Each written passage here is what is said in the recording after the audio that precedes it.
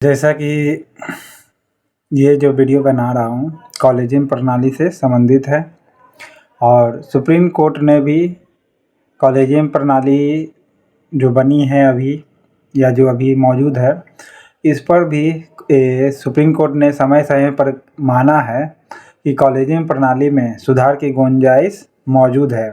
यानी सुधार अभी बहुत ज़रूरी है और संभव भी है कॉलेजियम प्रणाली में, क्योंकि आप भी जानते हैं कॉलेजियम का जो प्रणाली है ये अनकॉन्स्टिट्यूशनल है, ठीक है, और समय समय पर ये इंटरप्रिटेशन के जरिए ये ओरिएंट हुआ है। ओके, यानी ये बना है। ख़ास तौर से 2015 में नेशनल जुडिशियल अपॉइंटमेंट कमीशन जो बनी थी NJAC जिसे कहा जाता है, उसको 99वां अमेंडमेंट जो हुआ था उसे अनकॉन्स्टिट्यूशन करार दे दिया गया, यानी असंवैधानिक घोषित कर दिया गया है। ओके, तो सुप्रीम कोर्ट की जो संवैधानिक जो पीठ है ने भी ये स्वीकार किया था कि कॉलेजियम सिस्टम में खामियां हैं और इसे अधिक पारदर्शी और जवाबदेही बनाने की ज़रूरत है। कोर्ट ने कहा था कि मौजूदा जो प्रणाली है इसमें सुधार संभव है। ओके, और इसके लिए सरकार के साथ मिलकर जो है प्रक्रिया को बेहतर करने पर विचार किया जा सकता है। तो इसी को लेकर के मैंने कॉलेजियम प्रणाली पर रिसर्च किया हूँ। ओके, हालांकि मैं डिग्री के लिए तो नहीं रिसर्च किया, मैं अपने आप खुद में पढ़ा हूँ और इस पर विचार किया हूँ, सोचा हूँ। ज़रूरी नहीं, डिग्री तो खैर एक नाम के लिए, पहचान के लिए होती है, लेकिन पढ़ तो आप खुद भी सकते हैं, सोच एनालिसिस कर सकते हैं। ओके, तो जैसे बहुत सा मैंने इस पर विचार किया है कि कॉलेजियम को सबसे पहले इस पर आरोप लगता है कि ये अनकॉन्स्टिट्यूशनल है। ओके, तो बिल्कुल ये अनकॉन्स्टिट्यूशनल है, ये आपको ही पता है, और ये इंटरप्रिटेशन के जरिए आई है। लेकिन कॉलेजियम को एक, मैं जहाँ तक जानता हूँ या रिसर्च के अंतर्गत मैं बात कर सकता हूँ कि इसे एक तरह से कॉन्स्टिट्यूशनली बना सकते हैं, पर कैसे? तो प्रेसिडेंट के जरिए जो अभी प्रेजेंट में है बता देता हूँ कि 124R/217 ये जो है सुप्रीम कोर्ट और हाई कोर्ट में जज नियुक्ति करने का पैमाना है, यानी जज नियुक्ति किया जाता है आर्टिकल 124 के जरिए या 217 के जरिए। ओके, हाई कोर्ट में 217 है और 222 जो है ट्रांसफ़र होती है जज का। ओके, हाई कोर्ट का ये सब बात किया हुआ है। और आर्टिकल 50 जो है सेपरेशन ऑफ पावर के बारे में बात करती है। हालांकि कोर्ट ने ये भी कहा था कि कॉलेजियम सिस्टम को पूरी तरह ख़त्म करने या इसकी जगह ऐसी व्यवस्था लाने की अनुमति नहीं दी जाएगी जो न्यायपालिका की स्वतंत्रता को खतरे में डाले। जी हाँ, मैं भी मानता हूँ कि न्यायपालिका को जो सेपरेशन ऑफ पावर दिया गया है, यानी ऑटोनोमस एक तरह से कह सकते हैं, मिला हुआ है हर एक बॉडी को। जैसे 3 बॉडी है ना, जुडिशरी हो गया, एग्जीक्यूटिव होता है, लेजिस्लेशन हो गया ये तीनों को सेपरेशन किया हुआ है। ओके, आर्टिकल 50 के अंतर्गत में है। CJI का दफ्तर जो है RTI के दायरे में है, लेकिन फिर भी पूरी तरीका से न्यायालय नहीं है। यानी CJI से आप RTI से जानकारी प्राप्त कर सकते हैं, लेकिन न्यायालय अभी भी पूरी तरीक़ा से इसमें समाहित नहीं है, जो बहुत सारे फैक्टर हम लोग को पता चल नहीं पाती है।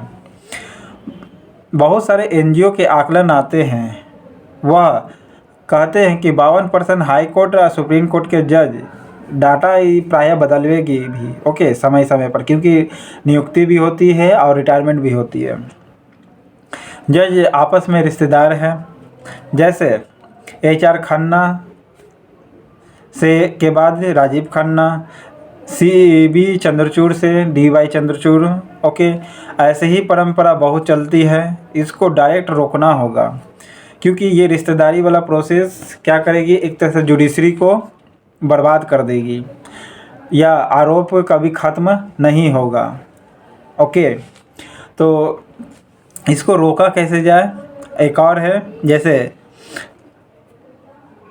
कैलाश नाथ काटजू से मार्कंडे काटजू।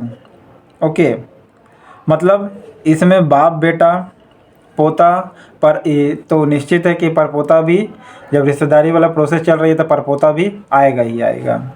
ओके, इसको लेकर के आलोचना होती है। अब इसे कैसे रोका जाए? तो आर्टिकल 50 जो है डिस्ट्रीब्यूशन ऑफ पावर या सेपरेशन ऑफ पावर के अंतर्गत में दिया हुआ है, यानी सेपरेशन ऑफ पावर साफ साफ वर्णन करता है आर्टिकल 50 में, जिसे हम डिस्ट्रीब्यूशन ऑफ पावर भी कह सकते हैं, यानी सबको पावर बटा हुआ है। कॉलेजियम संविधान में वर्णित नहीं है, जिसे स्वीकार करना बहुत ही मुश्किल है। अमेरिका सहित विश्व के अधिकांश जितने भी देश है उसमें नियुक्ति की शक्ति प्रशासनिक शक्ति मानी जाती है, जो कार्यपालिका यानी एग्जीक्यूटिव में निहित है। ओके, ये तो खैर बाहर का बात हुआ। तो भारत में भी जो जज की नियुक्ति करती है प्रेसिडेंट ही करती है, लेकिन इसमें कुछ खामियां हैं जो इस पर मैंने रिसर्च किया हूँ, अपने आप में विषय रिसर्च किया हूँ। तो कॉलेजियम प्रणाली क्या है? खुद जज के जरिए जज नियुक्त करती है। ओके, जो ये आरोप लगता है। अब इस कॉलेजियम प्रणाली जज के जरिए जो जज नियुक्ति होती है, यानी जज ही इसमें मेंबर होते हैं, लेकिन मेरा मानना है कि ये कॉलेजियम प्रणाली बिल्कुल रहे, लेकिन इसको जज जो है नहीं बनाए, बल्कि प्रेसिडेंट बनाए। ओके, क्योंकि कॉलेजियम बनाने का अधिकार भी, या टीम एक तरह से कह सकते, एक तरह से टीम या इंस्टीट्यूशन हो, ओके, जो डायरेक्ट किसके अंतर्गत में आएगा? प्रेसिडेंट के अंतर्गत में आ सकता है या ला सकते, क्योंकि फाइनल जो है प्रेसिडेंट को ही अधिकार मिला हुआ है जज नियुक्ति करने का। तो मेरा मानना है, रिसर्च यही अभी तक मैंने प्राप्त किया हूँ रिसर्च के अंतर्गत में, कि जज नियुक्ति या कॉलेजियम नियुक्ति करने का अधिकार प्रेसिडेंट को होना चाहिए, क्योंकि आपको भी पता है आर्टिकल 124 और 217 में साफ साफ वर्णन है कि प्रेसिडेंट ही नियुक्त करेगा जज को। तो क्यों ना प्रेसिडेंट ही कॉलेजियम को नियुक्त करे, यानी प्रेसिडेंट के इच्छा के अनुसार, प्रेसिडेंट के अनुसार ही एक टीम बनाया जाए कॉलेजियम का, जिसमें सुप्रीम कोर्ट के चुनिंदा जज नहीं, बल्कि जो 33 अभी प्रेजेंट में जो जज है CJI प्लस के साथ, वो सबका टीम हो, या फिर प्रेसिडेंट के इच्छा ही अनुसार वो 30 सुप्रीम कोर्ट से कुछ जज ले लिया जाए, भारत के जितने भी हाई कोर्ट है उससे जज ले लिया जाए, और कुछ वरिष्ठतम वकील है उसका चुनाव कर लिया जाए, और फिर ये सब मिला करके एक टीम बनाया जाए। इस टीम में से फिर प्रेसिडेंट निकाले। ओके, प्रेसिडेंट व्यक्ति को चयन करे। ओके, और वो व्यक्ति ही क्या करे? जज की नियुक्ति करे। अगर वो व्यक्ति, लेकिन हाँ, प्रेसिडेंट जितने भी मेंबर चुनाए हैं, ओके, या फिर एप्लीकेशन लिया जाए कि कौन कौन प्रेसिडेंट के टीम में शामिल होना चाहते हैं या कॉलेजियम में शामिल होना चाहते हैं, जो जज की नियुक्ति करेंगे वो एप्लीकेशन डालें। ओके, जैसा कि वरिष्ठतम वकील ज़्यादातर डालने का, इसमें आप कंडीशन भी डाल सकते हैं कि वही व्यक्ति डालेगा जो वरिष्ठतम हो। ओके, 10 साल का जैसे नियम है ना, वैसा सिस्टम भी ला सकते हैं। 5 साल का हाई कोर्ट का जज, अगर किसी हाई कोर्ट में जज रहे हैं तो वो भी सुप्रीम कोर्ट का जज बन सकता है, ऐसा ही पैमाना है। तो ऐसा ही नियम प्रेसिडेंट तय करे पर, क्योंकि ये साफ साफ वर्णन है आर्टिकल्स कॉन्स्टिट्यूशन में भी कि प्रेसिडेंट ही नियुक्त करेगा जज को। तो जब जज की नियुक्ति प्रेसिडेंट ही करेगा तो भी टीम बनाने का भी अधिकार प्रेसिडेंट को ही होना चाहिए, तभी तो हम कह सकते कि ये कॉन्स्टिट्यूशनली एक तरह से वैलिड होगा। आप कोई आरोप भी नहीं लगाएगा कि हाँ ये अनकॉन्स्टिट्यूशन है कि प्रेसिडेंट ने टीम नहीं बनाया या प्रेसिडेंट की इच्छा के अनुसार जज नहीं नियुक्त हुआ है। ये बिल्कुल इच्छा के अनुसार यानी प्रेसिडेंट की इच्छा के अनुसार ही होगा। ओके, ये एक तरह से ये रास्ता हुआ।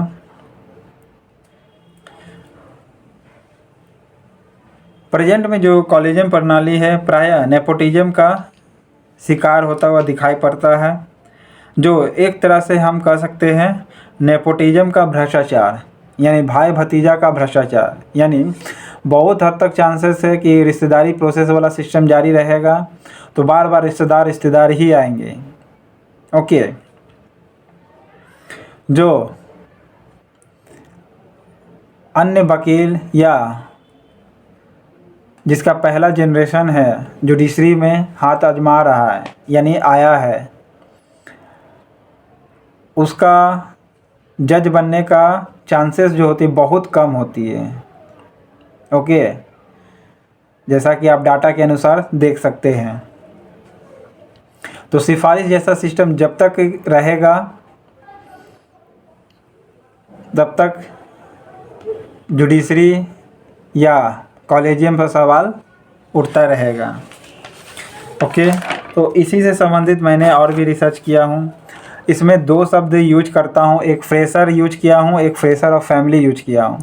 फ्रेशर कौन? जो जुडिशरी का तैयारी कर रहा है या फिर नया लॉ का पढ़ाई करके आया और जज बनना चाहता है। और दूसरा है fresher of family. Fresher of family उसे कहेंगे जिसका पहला जनरेशन जुडिशरी में आया हो। ओके, तो लॉन्ग टाइम अपना खर्च करने के बाद, एक लंबे जीवन जुडिशरी में आजमाने के बाद भी वो लोग भी जज नहीं बन पाते हैं। आप ही सोचिए ना कि जो कॉलेजियम में जो सदस्य चुने जाते हैं या नाम नॉमिनेट किए जाते हैं, क्या उसकी संख्या कुछ में ही होगी? कुछ में होगी? नहीं, मेरा मानना है बिल्कुल नहीं, और आप भी जानते नहीं। बहुत सा ऐसा व्यक्ति है या बहुत से ऐसे वकील या जज भी है, ओके, या फिर वरिष्ठ वकील है जो इच्छा रखते हैं जज बनने का। यहाँ पर एप्लीकेशन प्रोसेस चालू करना चाहिए। ओके, और ये जो व्यक्ति होते हैं फ्रेशर या फ्रेशर ऑफ फैमिली होता है, इनके मन में प्रायः कुंठलगात जमा हो जाती है। जमा होने के मतलब अफसोस ये मन में बना रहता है कि आखिर ये इस प्रोसेस को ख़त्म कैसे करें, या फिर अफसोस ही रह जाएगा कि शायद हम इस जीवन में बन ही नहीं सकते। ओके, तो रिश्तेदारी जैसा प्रोसेस भी एक तरह से भ्रष्टाचार को बढ़ावा दिया जा रहा है। क्या पता अंदर ही अंदर क्या खेल चल रहा है, ये किसी को नहीं पता है। और जज नियुक्ति करने का भी जो पैमाना है, ओके, कुछ ही पॉइंट देखा जाता है, रिटन फॉर्म में भी जारी नहीं होता। इसको लेकर के भी ऑब्जेक्शन लगता है कि रिटन फॉर्म में क्यों नहीं, क्या आधार बनाया गया है चुनने का, और इसे आरटीआई के दायरे में रखा जाए या ना रखा जाए। मेरा मानना बिल्कुल रखा जाना चाहिए, क्योंकि न्यायालय है, प्रत्यक्ष हर चीज़ रहना चाहिए जहाँ से न्याय का निर्माण होता है, जिसको सभी उम्मीद ख़त्म होने के बाद न्यायालय से ही उम्मीद रहता है कि हाँ एटलीस्ट कहीं सगरों हार सकते हैं, न्यायालय में ही अब भरोसा है, वहाँ जीत सकते। तो न्यायालय को इस व्यवस्था से मुक्त होना चाहिए। ओके, और जहाँ तक कुछ लोग ऐसे भी हैं जो कहीं डरते हैं कि कंटेम्प्ट ऑफ कोर्ट ना हो जाए, कॉलेजियम के खिलाफ़ आवाज़ उठा दे। तो सबसे पहले तो ये ध्यान रखें कि कॉलेजियम के खिलाफ़ जाना ना जाना वो बात की बात है, लेकिन कमियां है तो उजागर होनी ही चाहिए। ओके, ताकि सुधार की गुंजाइश बने और हमेशा बना रहे, क्योंकि हर कोई चाहता बेस्ट ऑन बेस्ट होता रहे, यानी अच्छा से अच्छा होता रहे। क्या जज पद जो होता है उसको लूटा तो नहीं जा रहा है, ये भी आरोप लगा जा रहा है, क्योंकि फैमिली का प्रोसेस है, फैमिली कल्चर चल रही है। ओके, पूरी तरीक़ा से नहीं, लेकिन फिर भी मैक्सिमम यूज़ तो हो रहा है। क्या जज का पद जो है, पद जज का लूटा तो नहीं जा रहा है? ये भी आरोप लगता है।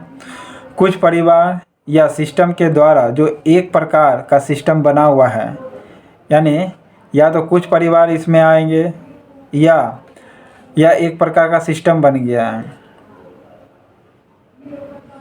जिसे मैं भ्रष्टाचार को कहना, क्या एक तरह से ये भ्रष्टाचार जैसा सिस्टम कहा जा सकता है, रिश्तेदारी वाला जो प्रोसेस है।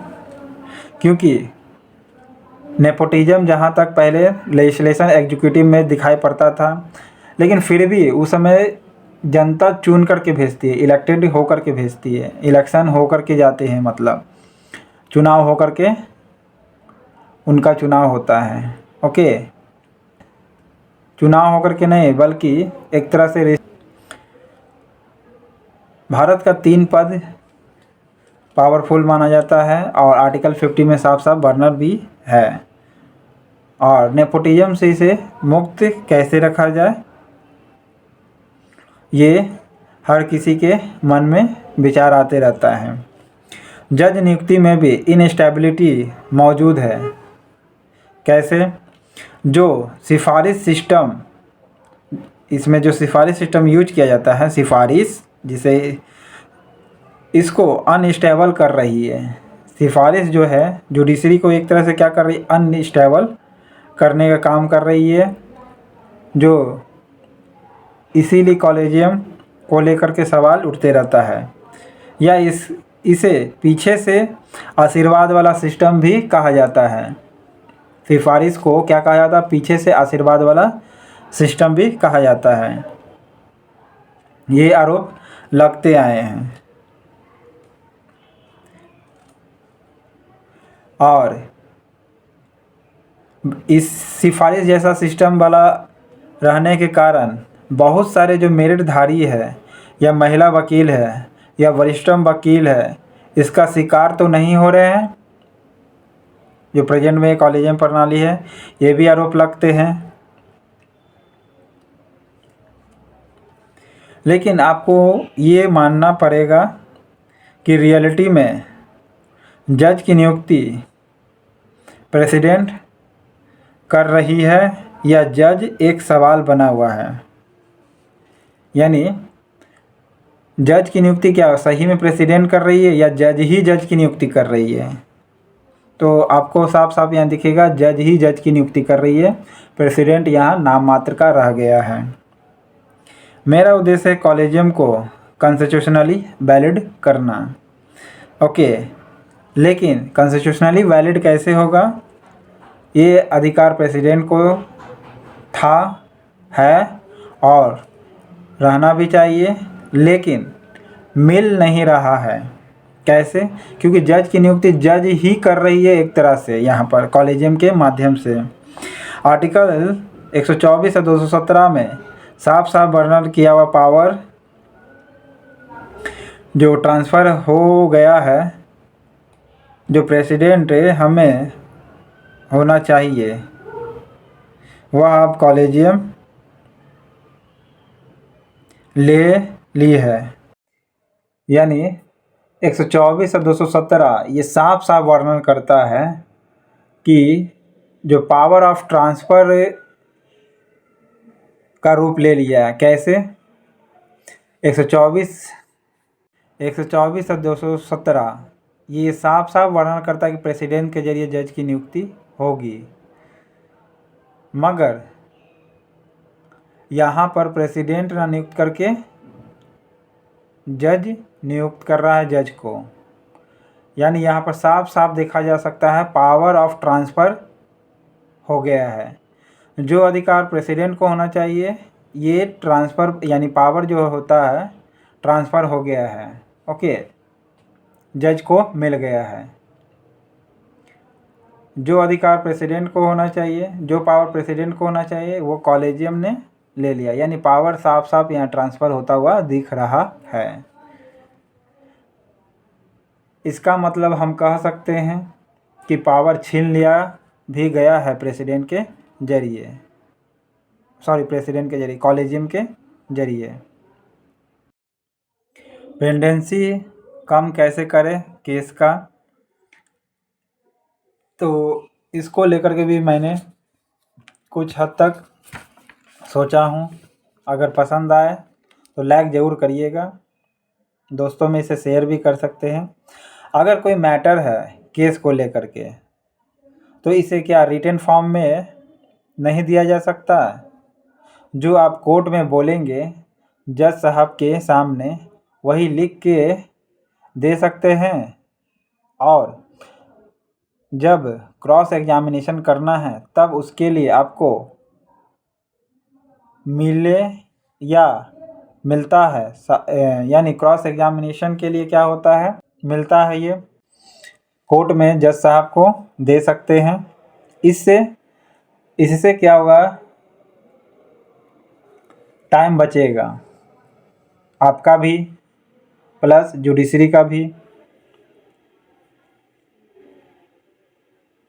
इससे थोड़ी या कुछ हद तक तो टाइम तो पक्का बचेगा। अपेंडेंसी का मामला में कमी भी आएगी। अगर सब कुछ सबूत है तो, और जिसका नहीं है उसके लिए आप टाइम ले सकते हैं। ओके, जिससे कि ज़्यादा से ज़्यादा केस को सुना जा सकता है। ओके, तो सब कुछ अवेलेबल है आपके पास, तो वो हिस्सा का आप लिख करके दे सकते हैं, दिखा सकते हैं।